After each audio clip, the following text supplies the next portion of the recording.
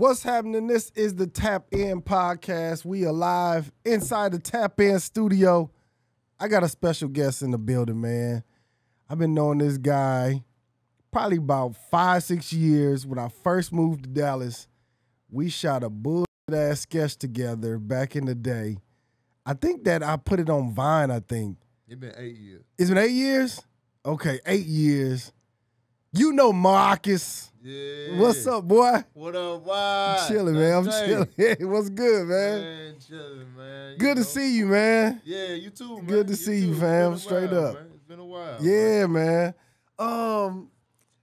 Man, you got so much going on. Like, it's good for me to see you moved to LA and you got, I don't know what you did, but you got right on the scene out there. You started making contacts, started making moves. Like, I want to start from how you get started in comedy. Man, I did my first. Is this hold on? Is this? Can you turn my Yeah. The headphones. You see at the top? Yeah. I want to make sure. Yeah. Okay. I just want to make sure he good. All right, go ahead. Yeah. Man. I used to be on the road. Well, before I really started doing it, I don't know if you know who Lil J is. You got the crutches, Jesse McDonough? You got the crutches? Yeah. He got cerebral palsy. He had the crutches. He from out here, right? No, that's Casey. Oh, okay. Yeah. He used to go by Lil J, but now he go by his real name, Jesse McDonough. He used to open up for Ricky Smiley and all them. Okay, nah, I don't know. Yeah, he opened up for D-Ray, Ricky Smiley, and a couple people. So I would go, like he would call me to ride with him, you know what I'm saying? Like he would do road trips. And like I wanted to do comedy, you know what I'm saying? Like I had a passion for it, you know, because I used to be class clown in school and shit. And man, when I would drive him down there, I met D-Ray, I met Ricky Smiley, and it was like, damn, dog, he handicapped. Like, I kept making excuses to do, not, you know what I'm saying? Like, why I ain't got on stage yet? You know what I'm saying? Yeah. And I'm like, man, this man, he needed an assistant to go out. He can't even really go out if he ain't got nobody to help. He got T-shirts. This man had boxes of T-shirts and shit. Like, yeah, help me with the T-shirts, man. I'm like, man, why? I don't need nobody. Like I can literally do this by myself. So I was beating myself up about it, man. I told him, man. He said, man, you just gotta go and start.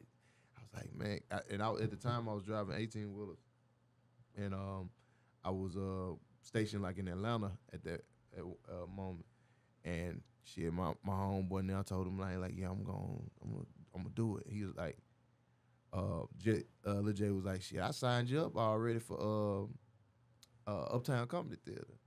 Really? Yeah, because I think we went up there to a show, and then he told him I was coming back. Was that Nars night or Lil Duval night, or who night was that? It was I don't remember. I don't even know if the dude still do comedy. It was a dude. I don't even remember his name. I had what's messed up. I had the clip of my first. But somebody stole my laptop that I had it. Deal with this little young broad, man. She's just careless, man. They'll get you every time. Somebody stole. I wish I had that footage, man. Yeah. And I'm like, oh shit, I got to do it. You know what I'm saying? He didn't sign me up. You know, that's a commitment to me. You know what I mean? Mm-hmm. So like, fuck it, I showed up, and when I showed up, they like, you know, checking the sheet, little sign, shit like, who is Marcus? Marcus? I'm like, shit, that's me right here. Man. I'm like, oh, okay, we ain't never seen you, man. Well, how long you been doing comedy? I said, oh, shit, this is my first time right here, man. Like, they said, what? They started laughing a little bit, you know what I'm saying? They like, nigga, this is your first time, and you coming to Uptown Comedy Club? Nigga, you know they will boo you off the stage in this bitch? I was like, oh, shit. Oh, fuck. I done committed to this shit. Like, I'm like, I got to do it, though. Yeah. And I went over there, got drunk. Boy, I got to drinking good, boy. I'm talking about toe down. Boy, I got on a little black ass on that stage, boy. Well, first, no, he came up, he introduced me. Damn, I wish I knew dude's name. I ain't seen him in the comedy scene. I wanted I wish I could run across him. So Okay. I could holler at him, but Okay. he say, next up, come to the stage. He been doing this for a long time. Boy, he been out here killing this shit, man. Straight out of Atlanta. Y'all get it up for Marcus Smith. I was like, this nigga that me up like that, man. So I got out there and I addressed that out the way. I was like, first of all, I ain't from no goddamn Atlanta. He's a motherfucking lie. I'm from Arkansas. Yeah. And my name Mark. Nigga, and I was like, y'all repeat it for me. It's Mark. And then I went in talking about like being poor and having to take cold showers and shit. I was just Really? yeah, man. I was just, but they were laughing though. Yeah. You know what I'm saying? Yeah. I was hitting that because I was real animated. I was extra animated. That's what I perceived comedy as, like being, you know what I'm saying? Yeah. Being And real so, physical. Yeah. So that's what I did a whole little run through of that, and then I forgot what else I talked about on them, but man, they clapped. What year is this? 2015. June, really? June 25th. Really? Yeah. So how long was that from when you moved to Dallas? I moved to Dallas right after. Really? Yeah. So I didn't do another set until I think it was October, because I moved to Dallas in like September. Okay. Like September, somewhere around there. So I didn't do another set until like October, November-ish. And that's when I started learning. That's when I started hitting that Arlington Improv. You know what I'm saying? I started hitting the Arlington Improv, the open mics and shit. Yeah. Because I was doing a little, other little spots. Well, no, I think I did the Arlington Improv first. I think those were the first spots I did out here. And then I started just being on the scene. Really? Yeah. I could have sworn, like I could tell that you were kind of new. Yeah. But I'm thinking like 2-3 years new. You know what I'm saying? Yeah. When I met you at the Arlington Improv. Yeah. Now, I was figuring it out, man. Really? I just wrote a lot. I wrote a lot, and then I would go work in the mirror. I feel like I grinded way harder then, like, cause I was really I wanted it so bad. I wanted to be like, I wanted content. I wanted to make sure that I had jokes like that. It wouldn't. You know what I'm saying? So I wrote every week. I made sure I try to have me a new. We did 4 minutes. Yeah. I want to make sure I have a brand new 4 minutes. And before somebody told me, no, why you keep doing New jokes every week? I was like, shit, man, I'm trying to have a lot of cuts. You know what I'm saying? And he like, man, no, you got to build you a set, man. You got to start off, get you a 4-minute set. I'm like, oh, okay. Shit, well, I got a couple of my liked, you know what I'm saying? I got a couple of my checked. So, and man, I was trying to find the balance in there. I was like, man, that can't be right, man. I can't just keep doing the same thing, because I know niggas that was doing it, and they was bombing with this same set. That nigga was doing 4 minutes. I'm like, man, you gonna keep doing it? Yeah. It work. Yeah. Man, it works sometimes. Nigga. Crazy. Y'all niggas crazy. Ain't no way in hell. Yeah. Okay. And so how long was you running the scene or being in the scene in Dallas? Because you was here, like, it seemed like I just met you and probably like a year later you was gone to LA. Yeah, I wasn't in here. I wasn't here 2 years. Really? I was. I left in 2017. So I left. So I came the end of 2015. I left the beginning of 2017. It seemed like I was there for longer than that. I was out here. Yeah. I was just out here, you know what I'm saying? Yeah. Like, I was trying to catch all the mics, trying to be on the scene. But I just made a decision, bro. I was like, man, I'm young in the game, I made the decision because I would watch, the OGs of Dallas. You know what I'm saying? I'm a very observant motherfucker. You know what I'm saying? Even if it don't look like I'm paying attention to everything. Yeah. And I would hear the complaints of the OGs and the complaints of the up and comers, and the main complaints of the OGs. I noticed a lot of them had their ego was bigger than their career. You know what I mean? Yeah. Like they felt like they was above a lot of things that I felt like, why wouldn't you do that? Yeah. You know what I'm saying? Oh, I gotta make sure I get some money. Like I ain't when you've been doing comedy 15 years and you ain't known like that, you ain't got no real name, you shouldn't be above too much. You should have no, like, your stand. I don't understand why your standards this high. I mean, I get it. If you funny, you know what I'm saying? Like, but you need to get your name up so you can get you some money to go that funny. Exactly. Because you out here doing these little $50 shows, and because your pride won't let you do a spot that's gonna get you to a certain point. Like, yo, how you don't understand that? Yeah. You know what I'm saying? Yeah. And I'm like, I get why they like that, because if you've been doing something that long, you've been 15 years in the game, you feel like you funny, you know what I'm saying? Like, you gonna want, you gonna feel like you should be compensated for that. And I'm like, man, I don't want to be here for that long and then get that attitude, because that attitude started turning into, like, you start being mad at everybody and shit. You start getting, like, feeling like, man, I deserve this. You know what I'm saying? And it started getting resentment, jealousy, and all this shit. I'm like, nah, I'm going to go to L.A. and, you know, I'm going to gather as much as I can out here, get as much grind as I can, but I'm going to go to L.A. and get exposure while I'm grinding, because I'm in the humble, you know, I'm just starting, so I still got my humility. You know what I'm saying? Yeah. So I ain't above nothing. I can get out here and do free shows. You know what I'm saying? And, like I can do shit like, because it ain't bothering me. Even though I got paid, my first time getting paid as a headliner was a year and a half in the game. I went to my hometown, Little Rock, because they've been waiting on me to do stand-up. Really? The whole town? Boy, because I was a hustler in the streets, you know what I'm saying? But I was a funny nigga, though, you know what I'm saying? And in school, I was the class clown. Yeah. So they like, nigga, this is what you supposed to been doing, you know what I mean? Yeah. So a year and a half in the game, I made $900 to headline. Doing your own show, or somebody booked you? Somebody booked me. Okay. Somebody booked me. They paid me $900. I did it at a what's the name of that club? It wasn't even a comedy club. It was a venue they rented out, and they knew I was gonna get, you know, people gonna pop out for me. How much time you do? Boy, did a rough ass 40. I tell you, it was a rough ass 40, boy. Hey, I hit him for about 20 minutes, boy. Hey, boy. Yeah. I spread it too, boy. But boy, ooh, I battled through that bit. I ain't gonna lie to you, boy.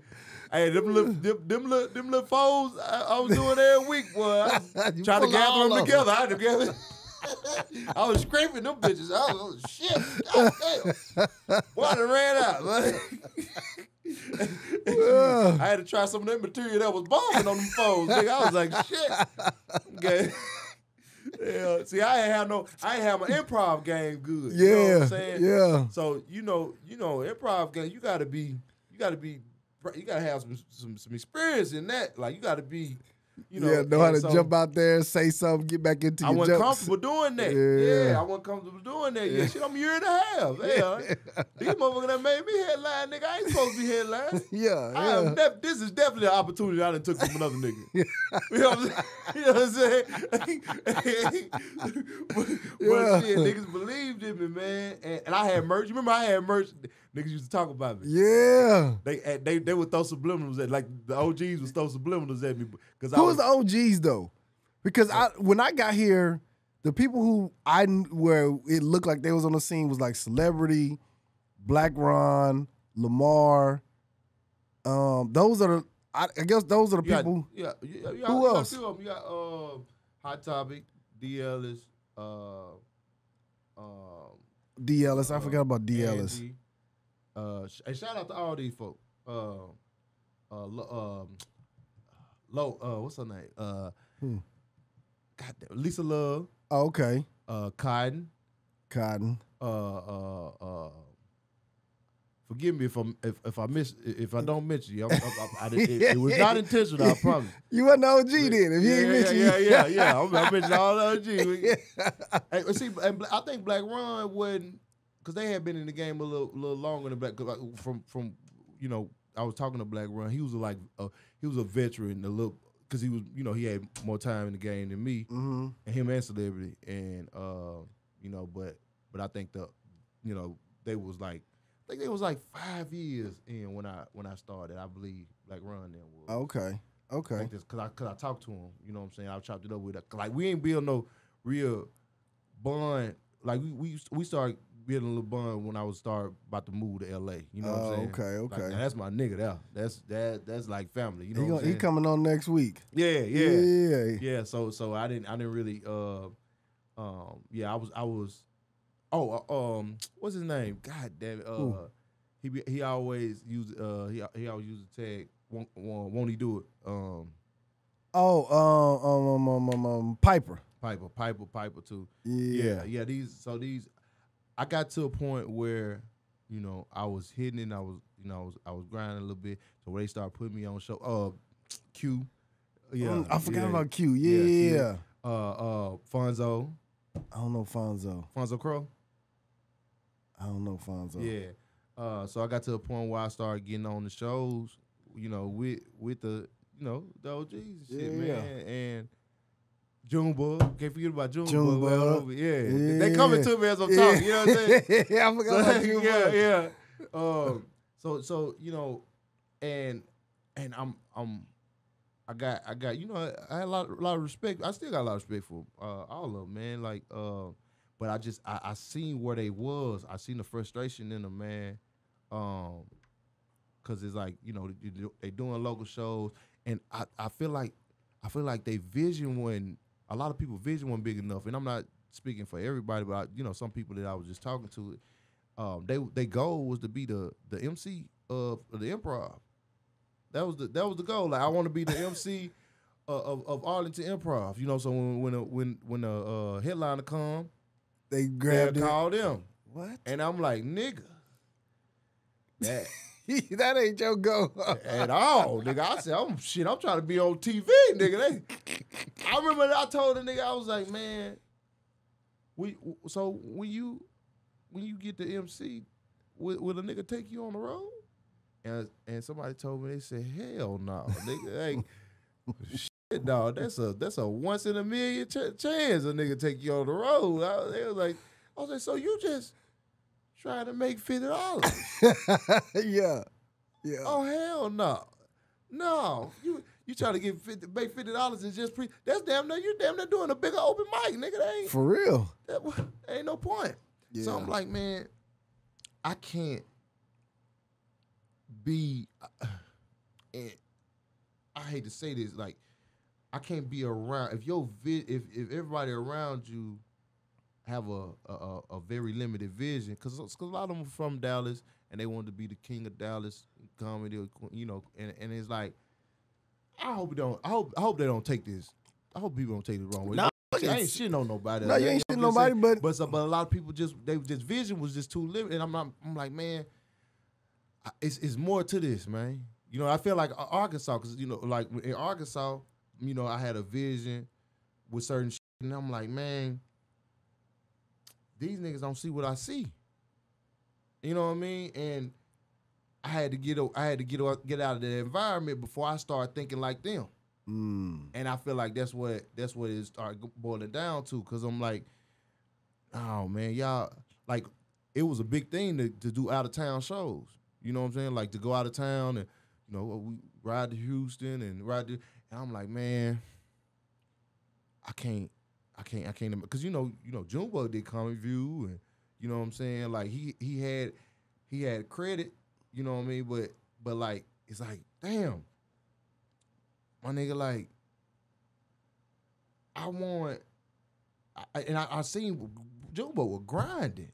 I was with Junebug a lot. Really? Junebug was grinding. He was going to, you know, going to different spots and shit. And we shot a sketch at his house one time. Yeah. But I'm like, damn, I don't want to do it as a job, nigga. Like, this ain't. I ain't trying to just go up and pick $100 up here and $20. I don't want it. That ain't how I want it, my nigga. Yeah. No, they gonna put me with the headliners. Yeah. You know what I'm saying? Yeah. And so I'm like, but in order for that to happen, man, cause a nigga told me I had to conquer Dallas first. Yeah, that's bad advice. Yeah, he was like, man, he was like, man, you that ain't no. He like, man, LA comics. It's a million LA comics, man. LA comics dime a dozen, man. You gotta conquer the city you in first. He said, you doing good here. You got to conquer the city you in first and then move to LA. He said, no, he said, LA got to call you. Nah, I don't know who told you that, but that's bad advice. Here's one thing I would say, though. Mm-hmm. I would say in order, and this is just me knowing LA, right? Mm-hmm. I would say be comfortable doing the road and then go to LA. One, because if you start making those relationships on the road, you can always go get some money and then go back to LA. Mm-hmm. And if you got your road shit set up, LA is gonna be easy because you on weekends it's like a desert out in LA. At least when I was there, because all the comics that was there was all doing road gigs. Right. And during the week, LA was popping with all the comics. You'll see everybody popping in, but on the weekends, everybody would leave and go do their weekend shows. Yeah. So I would say if I would give advice, a comic, get out of your city. You don't necessarily have to go to LA, but if you can get on the road and like start meeting promoters or meeting different people in different cities where you start establish a relationship with people so you can go and get $50 here, $100 there, and as you grow, keep growing, and then go to LA, that would be my advice. So that way, when you get to LA, you ain't got to be out there starving and you working the odd job and Right. you know what I'm saying? That's my advice, but you don't got to conquer your city and be the man. Right. Yeah. And see, and the thing is sometimes we put our doubts on other people. Yeah. And a lot of people was comparing me to themselves. You know what I'm saying? Like, you know, they made it seem a little part of themselves in me, but I didn't have. To me, this is I came from Arkansas. You know, I always been a hustler. I always, even when I took L's, I bounced back. My bounce back game crazy. Yeah. And I understand, you know, through anything that you do, you're going to have to take your L's in the beginning to get your W's.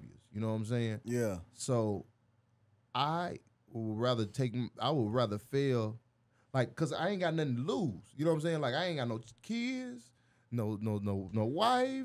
It's just me. I can go out there and take them bullets. You know what I'm saying? You know, I can go out there. But I was like, man, I got to experience this now before I start growing this like bitterness. You know what I'm saying? Because I've been doing this shit and I don't feel like I'm getting nowhere with it. You know what I'm saying? Or it's not moving fast enough for me. So I'm like, man, and I know how to talk to people. I'm a people person. You know what I'm saying? I know how to get out there and mix and mingle, man. So I'm gonna go out there and explore and see what's happening and check out the scene and I'm gonna figure it out from there. And so I just got up. I was like, man, let's do it. So I did the Hope Flood, the convention. Yeah, I got robbed. I went up there and paid that little money, man, and you know, I won the little contest, man, and everything. I'm like, I come in the game like this, you know what I'm saying? Because I got to see comics, you know what I'm saying, that I seen on Comic View and you know, Def Comics Jam, all this. And I'm like, oh, shit, I'm in awe, nigga. Because, you know, when you go to L.A., nigga, you start seeing motherfuckers that you seen on TV. I'm a country-ass nigga. You know, this shit is crazy to me. I'm like, oh, nigga, you was on Comic View. Oh, shit, nigga. Nigga, I'm excited. You know what I mean? And I won the little contest. And like, yeah, you going to get a road date with Lunel for winning. You know what I'm saying? I'm like, oh, bet. Now, I did the contest at Jonathan Brown, the J Spot. The J Spot. Yeah. I did the contest at the J Spot. Tiffany Haddish hosted. This was right before Girls Trip. It was right before Girls Trip, and I didn't know who she was. You know, she was on the Carmichael show at the time. I didn't know who she was. And, you know, just as it was rough. The whole night it was rough. I was like number 5 or 6. I'm like, oh shit, these niggas bombing. I'm like, fuck, boy, hey, they ain't even listening no more. These folks done dialed out. And so I'm like, man, I'm just finna go up there. You know what I mean? Like it is what it is. And I tested something off the top because I always test a joke before I start. Yeah. You know what I'm saying? To see what kind of crowd I'm gonna have. I always do some shit that, you know, I either try to play on the city or I, you know, like at this time I had a black and a white shoe on, like the same shoes. It was like one black Jordan 1, one white Jordan 1. I said, man, if this shit work, nigga, shit, nigga, You in there? I'm in there. And these niggas, boy, hey. So I go on stage. I'm like, I know y'all looking at me crazy. Well, let me go and address the elephant in the room. I know y'all like, well, why this fool got one white shoe and one black shoe on? I wore this here for this was what I say. This is symbolism to let you know, man. You know, I don't discriminate, man. It don't matter to me whether you white or you black. I'll still kick your goddamn ass. Nigga, when I said, boy, they bust out laughing from there. I said, oh, you niggas was just sorry, nigga. Hey, nigga. And from then on, nigga, I was pop. You know what I'm saying? And man, it wasn't even no. It wasn't nothing that you couldn't.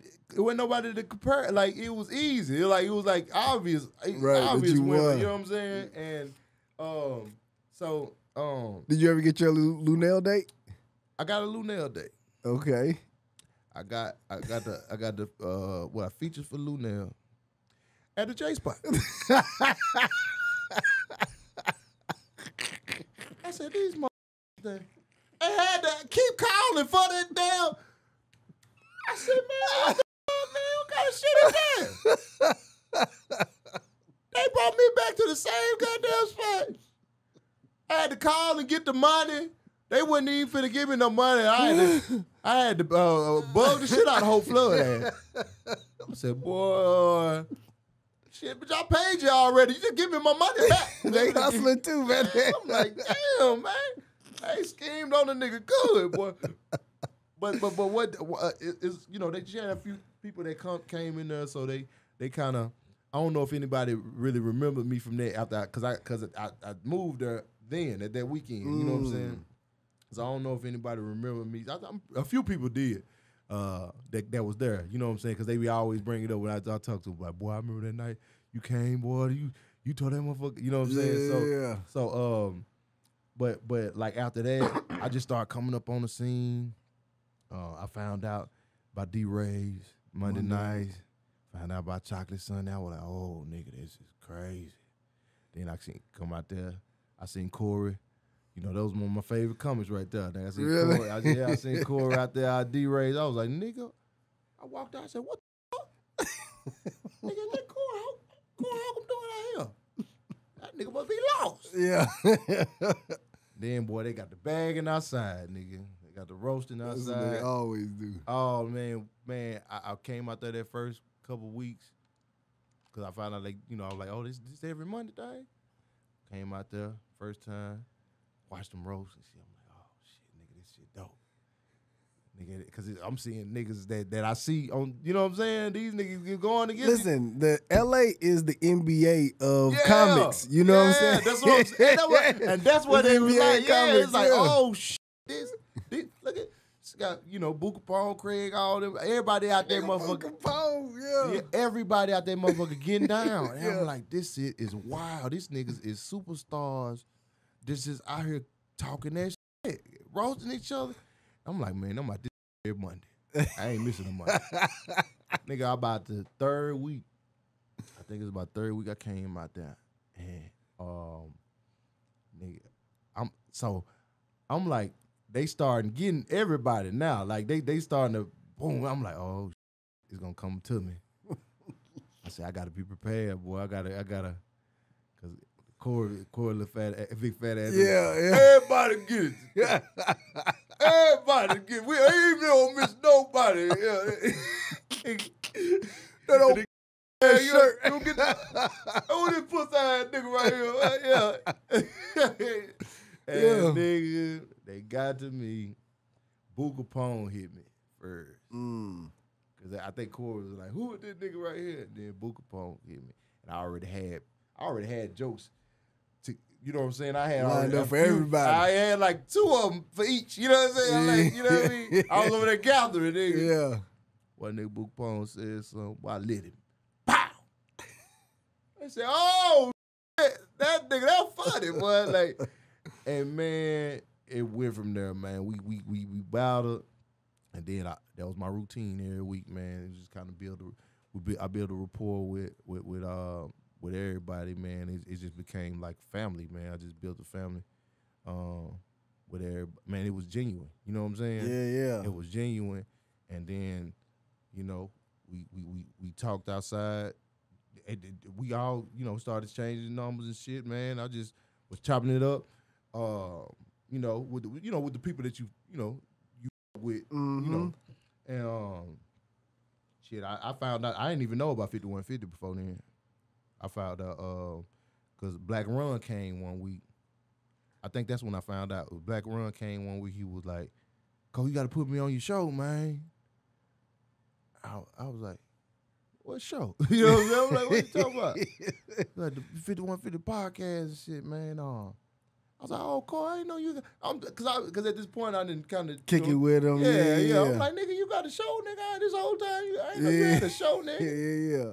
I said, "Where you doing that?" And you know, I was like, "Man, I'd love to come check it out or whatever." He's like, "Man, I can't have guests on my show like that, man.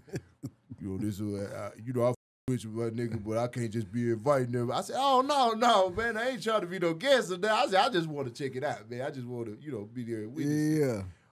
Oh, you come with me, man. You come to the show. You know, you come watching the shit, but I can't put you on the panel. Yeah. Oh, man, ain't worry about that shit.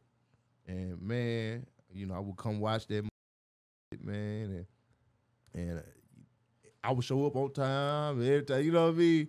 And I think one time he had a actual, you know, show that he was on with. I think Chris Spencer was doing, and that nigga, I was like, "Man, hey, Cole, I see you gonna be doing the show up there at Savoy." He was like, "Yeah."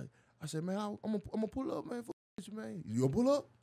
Bet I'm gonna put you on the list, nigga. I'm gonna put you on the list." I was like, "Oh shit, nigga, I'm finna pay, nigga, bet, nigga." I got look, hey, nigga, I came in there, motherfucker, I'm VIP and shit. That nigga Cole got the bottom. I'm like, "Oh shit, nigga, I'm with the big dogs, nigga. Oh, I'm with the big dogs, nigga." Hey, you could tell me shit. After some boy, this nigga with the big dog. Cause it was everybody that bit. I think it was like. Was it Chris' birthday party or something? Well, he was doing Wednesday nights. Oh, okay. And I think a couple people. I think it was that night. It was like Michael Blackson or Bill Bellamy or some other. I was in the section with. I'm like, "Oh, nigga, this crazy. Nigga. I'm with the big dogs, nigga. Oh, nigga, I'm the little puppy with the big dogs, nigga." And you know what I'm saying? Yeah. And so I would still come into the 5150, and then one day, I guess nigga didn't show up. It was just him and Darlene. He called me earlier that day. He don't never call me, ask me if I was coming. He said, "Man, you come to the show today?" I said, Yeah. He said, "What time you gonna get here?" I was like, "Shit, I'm gonna get there by 8. All right. He ain't say. He just said, "Ask me was I coming." I'm like, "That's weird. That nigga ain't never asked me if I'm coming." Yeah. I was like, "Shit, he must got a lot of people in there or something." You know what I'm saying? When I came in that motherfucker, I walked in. He said, "Yeah, my little nigga, come on over here, little nigga. This my little nigga right here, old country ass nigga right here, Mark." And man, that was the first time nigga seen me on 5150, man. And I wasn't going on regular because I was always laughing in the background. That's what niggas be like, "Who that loud ass laughing?" Nigga laughing loud as in the background. That was me. You know what I'm saying? And then after I would here and there I would come on as a spot. And then he started during the pandemic. He was doing the what's I can't think of the industry repo show. That's what we called it. What? Industry repo show. Oh, okay. Yeah, and I was the co-host of the industry repo show. It was like it was a main like because we wasn't doing comedy. He wasn't doing comedy shows at the time, so he was doing it on Fridays. Because of the like I said, the pandemic shit. And So he would do like a late night, kind of like a late night talk show type shit. And I was like the little silly mother over there, kind of like comedy. He'll do songs and I'll be in the background dancing. I do me a little verse and shit. Like you can still pull up clips of songs we did. Really? Yeah, that's crazy. Yeah, that's crazy. And so man, the niggas just are just start with me, man. And here's what I want to ask you, man. Speaking of 5150 show, because I've seen I don't know how recent it was, but I seen when Corey said something about Dave Chappelle, right? Mm-hmm. He was saying Dave be bombing like a mug on the shows that he do in LA. Yeah. Do you think Dave Chappelle be bombing? It all depends. Like, it's not. He's not. I feel like he be going out. You know how you go and work on a set. Yeah. I feel like he go out and he don't even prepare to work on the set. I feel like he just like, I'm finna go out here and talk, and I'll find a joke in conversation. You know, like if we have a conversation, we might not even be intending to write, something funny, but just something funny pop up. Then we like, oh, let me put that down. And I feel like he does that with audiences. Like he'll just go up there, just like, oh, I'm just gonna talk, and I'll put something together. You know what I'm saying? Like I guess his mind works. Yeah. And I'm thinking if to see Dave Chappelle, I don't know how much it costs, but it's at least $100 to go see him perform a set. These motherfuckers who got in for $20 at the Improv, Dave ain't getting from that. Right. Like, I'm not finna give y'all my best, or I'm not finna really put forth no effort to perform on a Monday or a Sunday for y'all. You get paid for. You know what I'm saying? You talk about a nigga that get paid, his tickets millions. Be up at like $1,000 a ticket. You know what I'm saying? Some spots. So nigga, it makes sense that he would go in here and bull in spots that he ain't getting paid in. It makes sense to me. Corey's big on being funny. That's his thing. Corey, like, nigga, you gonna get on that stage, nigga. You need to be funny. He don't care nothing about your message. He don't care what you like, hey, nigga, if you ain't funny, I don't want to hear that shit. You know what I'm saying? And like, comedy is turning into like people don't want it to be. They want substance now. Like they don't want it to be just about, oh, you just coming on stage. I mean, but you got your audiences for everything too, though. You still got audiences that just want to come out here and just hear you talk about whatever, nigga. Like, whether we talking about dick, pussy, relationships, whatever. You got them audiences for that, but then you got some people that they want to hear some shit that's moving. You know what I'm saying? They want to hear some shit that because I feel like Dave is on some Dick Gregory type shit. Like he's more but not in that manner though. He's not. He's not what's the word I'm looking for? He's more like a. Listen, I've been at comedy shows. Dave did 6 hours on stage at one time. At one time, this nigga was just talking to y'all. He would tell long ass stories. Yes. And sometimes they'll end with a joke, and sometimes he just talking. At the Laugh Factory one Sunday, nigga, we sat in that mug. I think the 10 o'clock show, we didn't get out till like 3 o'clock in the morning. Wow. Of him just talking to the audience. And it was like, and I think it was 2 times that he did it. And you asked around in LA, you like, was you here when Dave did all that time at the Laugh Factory? It was one time where I had to just leave because I think he did it twice. This was when he had moved to Africa around that time, and he was just popping up at different places doing shows. Mm-hmm. This nigga did like 6 hours on stage at the Laugh Factory one time. That's insane. Yeah, and I'm just like, all of that wasn't jokes, but some of that he was just getting some shit off his chest, you know what I mean? And people was still in there listening, like. And he was, because they care about what he got to say. Sometimes he got some deep stuff that he want to say. That's you know what I'm saying? That's what people don't understand, man. Everything is subjective, man. You don't know what some people are coming for different reasons. Some people are coming to comedy shows. They looking for they looking for something that's gonna touch them. Mm-hmm. You know what I'm saying? Like they being relatable is damn near topping being funny right now. You know what I'm saying? Like something that audience can relate to. Like if it's profound, you say something profound, like that's what that's because they used to saying something profound, so they like, oh, I'm waiting on that. I'm waiting on them. What's the message? What you got? Cause it's moving. Like, you know, you can compare another comic. I ain't gonna say no name. I'm just gonna throw it out there. Just another comic might come out there and talk about, oh man, you know, bitch farted on me, man, and they laugh their ass off and shit, man. But some crowd like, I don't want to hear this shit. Yeah. You know what I mean? Yeah. And here's my personal opinion. I think Corey is funny as right, Mm-hmm. but I think Corey is relationship. All his jokes are relationship, and that's his angle, right? Yeah. Dave Chappelle don't do a lot of relationship jokes. He do like either topic stuff or personal stuff, like, you know what I mean? Yeah, it's topical or he do and that's this the he basically do a lot of LGBT content now. Yeah. You know what I'm saying? And which is, but it's like he's become more of An activist, an activist in a sense. but he just got a deeper message. Yeah, because he's like he comparing, you know, he comparing black strokes. It's like he's trying to convey something like, you know, comparing black struggle to you know, to the community struggle or whatever, man, and he's making valid points with it.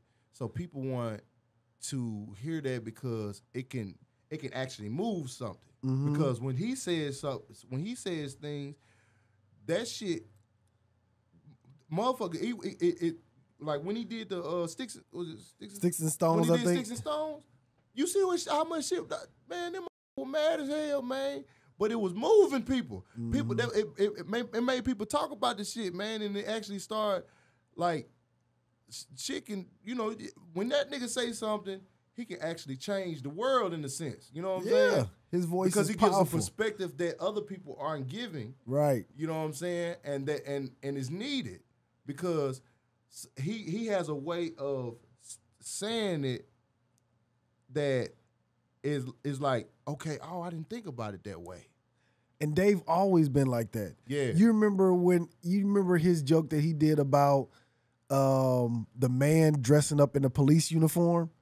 You remember that joke that he did? It was on his Killing Me Softly special. I know this one. So the joke that he did is women, he hate when women say that they yeah. I know. when they dress in scantily clothes, just because I'm just like this, I'm not a hoe.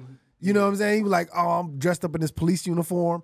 So that joke, he's always been like that, to tell a joke, but make it where you can understand the joke from either perspective, whether you're a woman and you understand it, and you coming from a man and you understand it. And the same thing that he's doing with the LGBTQ community, painting a picture so they can understand it. Yeah. And to paint it like, hey, this is what regular folks is going through. You know what I mean? Yeah. And that's his perspective, and that's his style of jokes. I wouldn't compare a Dave to a Tony Roberts. Right.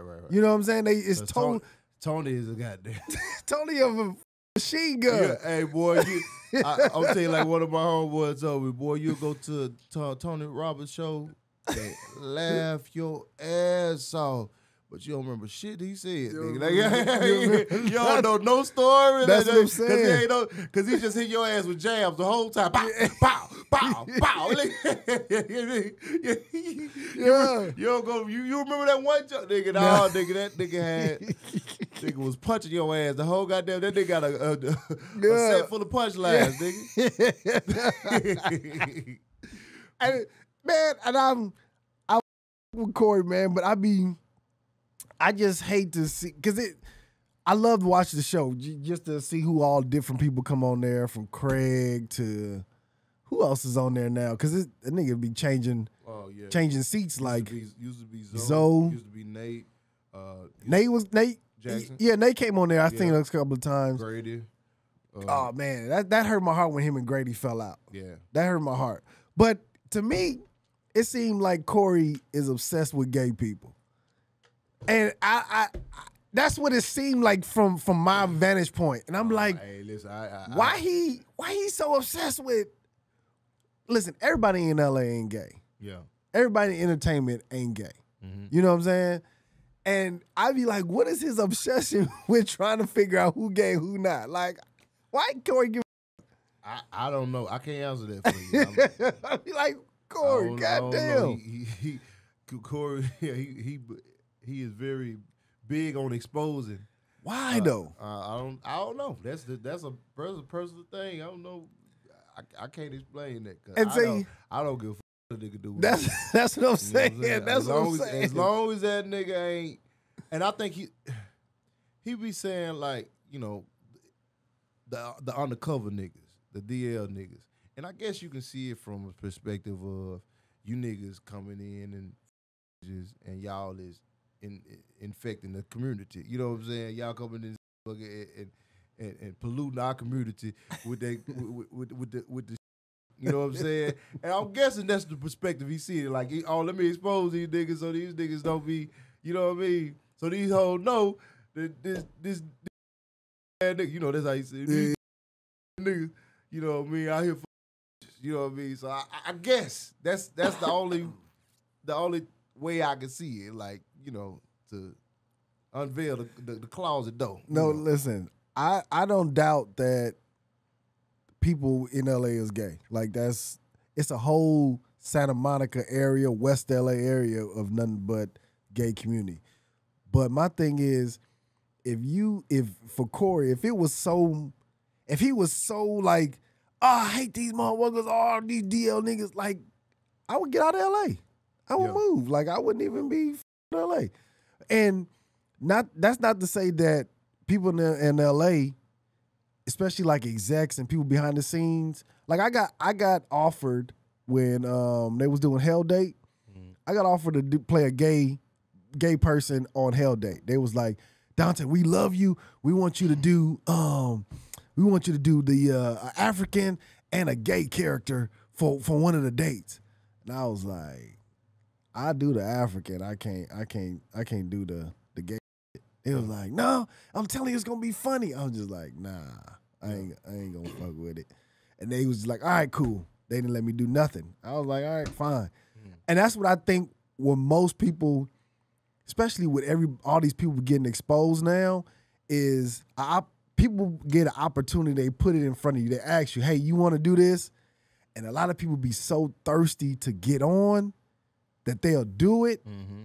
And then they be ashamed of their own decisions down the line. You know what I mean? They compromise themselves. Yeah. You know what I'm saying? And that's why that's the part I don't understand. If you're not going to be comfortable with that decision, then yes, you gave up your manhood for nothing. Yeah. Yes. You know, I like at the end of the day, man, I wanna have a body of work that I'm proud of. Exactly. Like it's I remember it was one cat, I think it's DeAndre Bonds. He did that scene on Lockdown when he had them white boys raped him in prison. I didn't see that. Yeah, they was like the white boys was like that was what's the racist white boys in prison? The Aryan brothers. Aryan brothers, yeah. Yeah. And they basically was raping him, that nigga in there. And man, he was on Snowfall. Stacy from That's Boys him? in the Hood. Yeah. Really? I mean the Boys in the Hood. Black Mafia. The Wood. Yeah. No, Stacy from the Wood. The big tall, no, dark skin? Stacy from the Wood. Hey, nigga, don't say my name. Oh, yeah. Oh, okay. Yeah. Yeah. The young one, right? No, he was the big brother. A big brother of the with sister. the jerry curl. Yeah. That was on Snowfall. Yeah, he was on Snowfall. Yeah. Okay, I know you're talking about. Yeah. Yeah. So he was, man, if you go watch one of the interviews he did, man, he said he went through so much, him up mentally from doing that scene. You know, cause nigga, that's on anybody can go back and watch this movie, and you letting a man, they had it where you portraying like he was getting he was sucking his, the white man. Really? A racist. That nigga, that's the lowest of the low. That to put you on the camera doing that. That's what I'm saying. You know what I'm saying? Like the fact that you would even agree to that, and you know what I'm saying. But he was so thirsty for fame, for opportunity, and then that movie ain't do shit. That's the hurt. That gotta hurt. That gotta be 2 bullets to the chest, nigga. Oh my.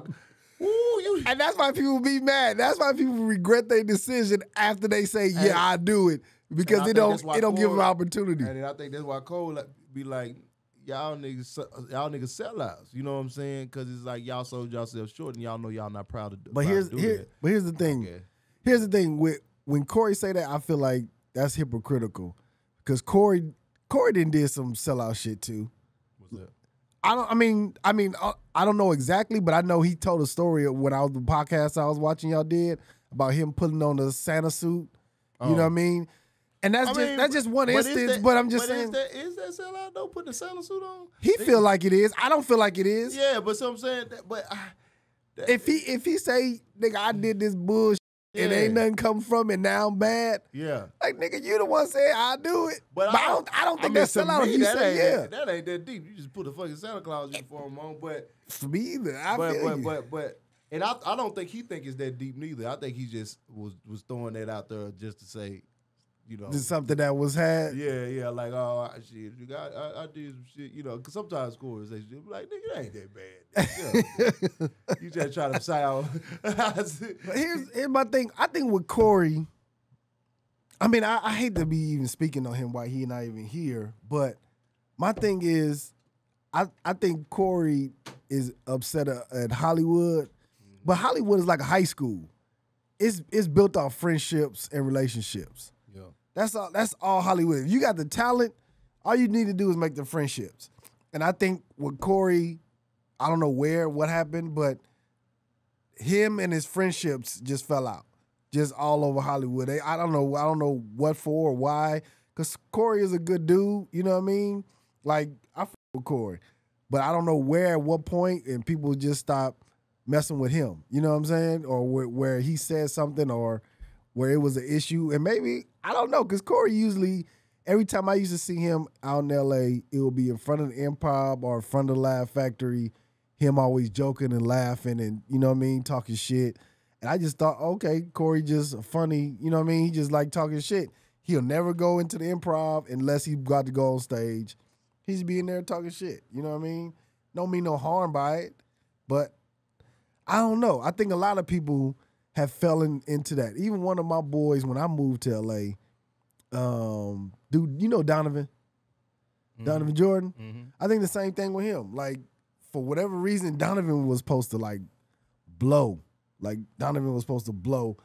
But I think it's all based off of friendships and relationships. That's what I think Hollywood is. And if you don't have those, how talented you are. They going to blackball you or they ain't going to give you nothing. Donovan got pretty good relationships, though, out there.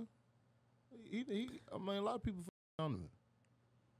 So okay. I don't know if you got more inside information than I don't know about that. Okay. You know what I mean? I don't know. Donovan was supposed to, listen, when Hell Day first popped, you know how big Hell Day was, right? Mm-hmm. Hell Day was on 5 days a week, 2 and 3 times a day, something like that, right?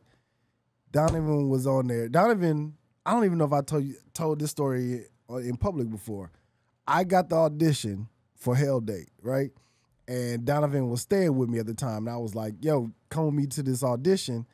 And we both went to the audition. He signed up. He ended up getting it. And I was like, bet, that's what's up. They just wanted me for those 2 roles, the African and the gay one. I was like, nah, I don't want to do the gay one. Donovan started filming. They started loving, the reactions that they was getting. And then they put him on full time. And then that's when he called me. He was like, nigga, do you know this show going to be on 5 days, like every single day? Almost like 106 in Park. And I was like, oh, nigga, you finna be out of here. That's finna be big. And how it happens is when you start getting exposure, you start getting those relationships, people start seeing you, those execs and those people are the ones that give you opportunities to do other things. And I think at that time, I think Donovan kind of got big headed, you know what I mean, and his newfound fame. Yeah, newfound fame. And I think that's where it kind of rubbed people the wrong way.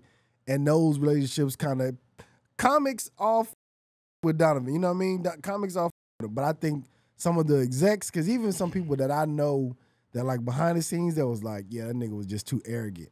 He just thought his shit didn't stink and blah, blah, blah. Because me and Donovan, when we moved to LA, it was, when you seen me, you seen Donovan. You seen Donovan, you seen me. Donovan Donte. That's right. Nigga, we did a pilot show. We was called the Double D's. We were called the Double D's. But it was for CBS.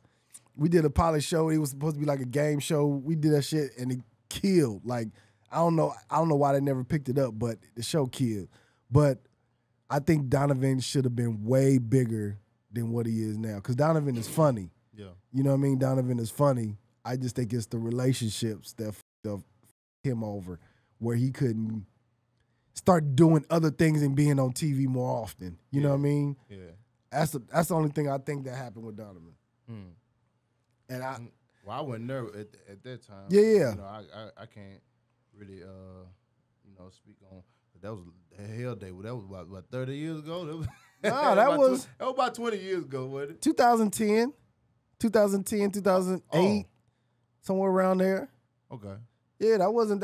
It was 10, 15 years ago. Okay. You know what I mean? But it was, just think about how much time from Hell Date to now, and if Donovan was on every episode. I remember that. You know what I'm saying? And it was like, I don't know. Yeah, I don't know, man. I just, I see Donovan all the time. That's my boy. Yes, I'm.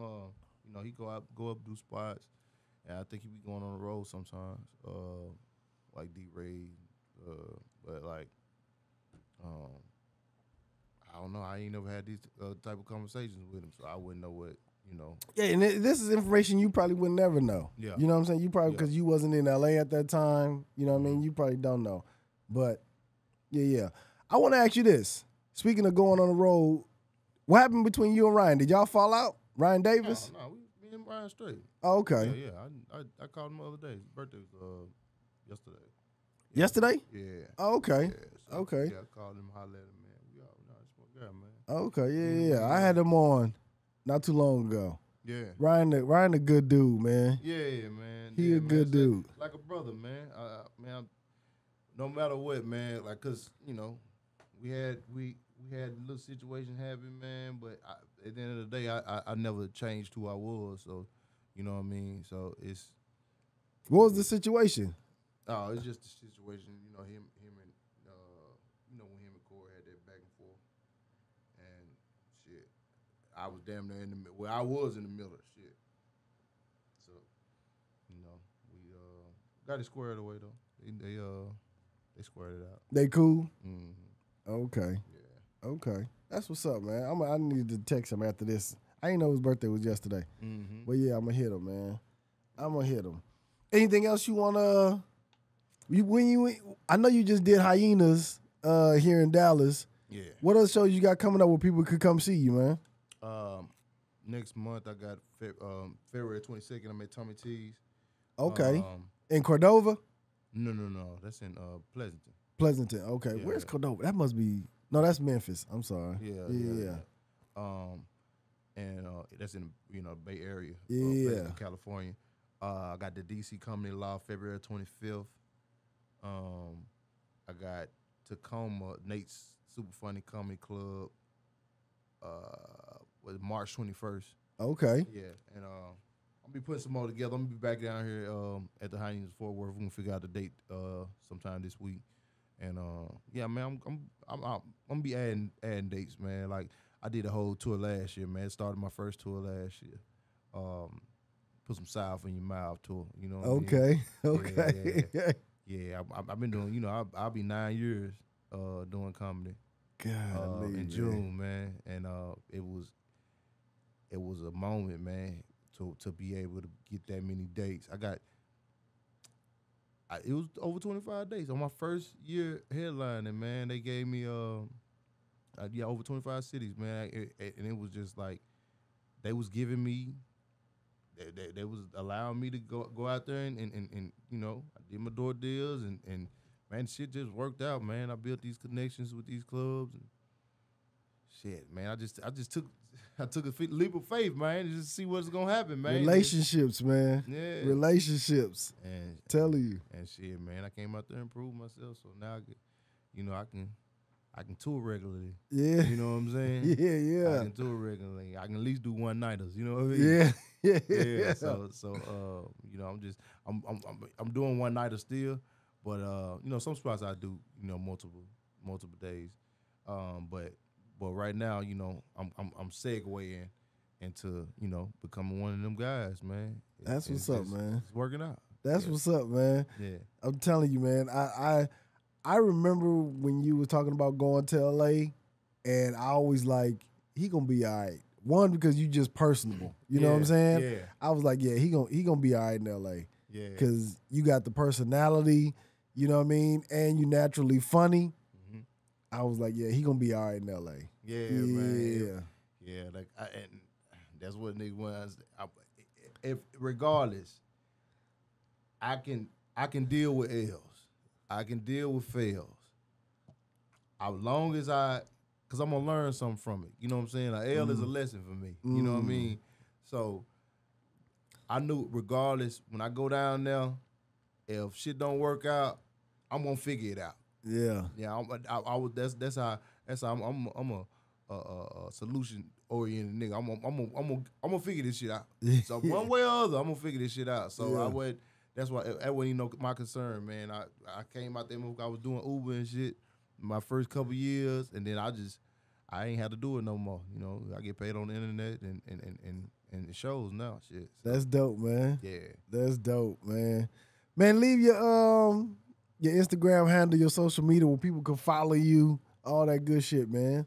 And you can follow me on Instagram at Marcus. It's YOUKNOWMAAACUS. I'm really on all platforms of Marcus. You know what I'm saying? It's the same thing. YOUKNOWMAAACUS. Marcus. Yeah. Marcus. Appreciate you for tapping in, bro, man. Yeah. Appreciate you. Absolutely. Yo, man, this has been the Tap In Podcast. Thank y'all for tapping in. Holla.